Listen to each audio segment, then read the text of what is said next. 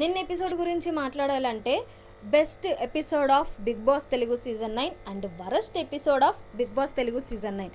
అదేంటి వరస్ట్ అన్నో బెస్ట్ అన్నో అనుకుంటున్నారా? సో వరస్ట్లో బెస్ట్ అనమాట.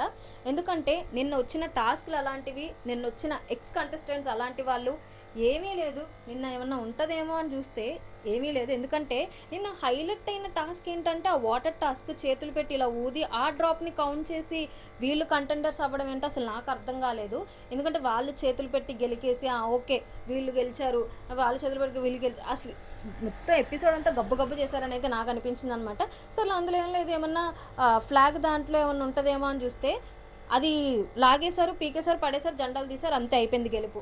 ఏమీ లేదు అందులో కూడా కంటెంట్. సరే ఇద్దరు సెలబ్రిటీస్ వచ్చారు కదా, వీళ్ళిద్దరు కాంబినేషన్ సూపర్ ఉంటుంది కదా. ఎందుకంటే ప్రతి సీజన్లో ప్రతి షోలో కూడా వీళ్ళిద్దరు మాటల యుద్ధం కానీ కాంబినేషన్ చాలా బాగుంటుంది వీళ్ళిద్దరు ర్యాప్. సో వీళ్ళిద్దరు వచ్చారు కదా, ఏమైనా ఉంటుందేమో కంటెంట్ అని నేనైతే వెయిట్ చేస్తున్నాను అనమాట. వీళ్ళిద్దరూ ఏం ఎంటర్టైన్ చేయలేదు, మరేమో స్కోప్ ఇవ్వలేదేమో బిగ్ బాస్ వాళ్ళని అయితే నాకు అనిపించింది. ఎందుకంటే అనుకున్నంతకేమీ లేదు వీళ్ళిద్దరిది. ఎందుకు అంతలా అనిపించింది నేను ఎపిసోడ్ చూస్తే. పోనీ లైవ్లో ఏమైనా ఉంటుందంటే లైవ్లో కూడా ఏమీ లేదనమాట.